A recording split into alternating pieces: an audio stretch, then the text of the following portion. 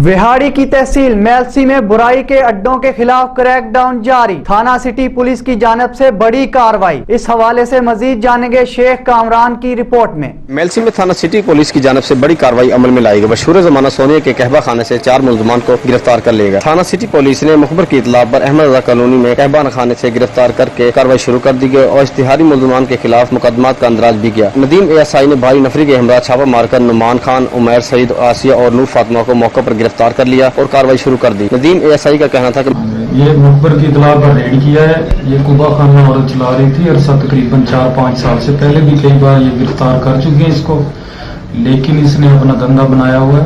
तो आज इसके का रेड किया गया मुजरिम इश्तिहारी की इतला पर।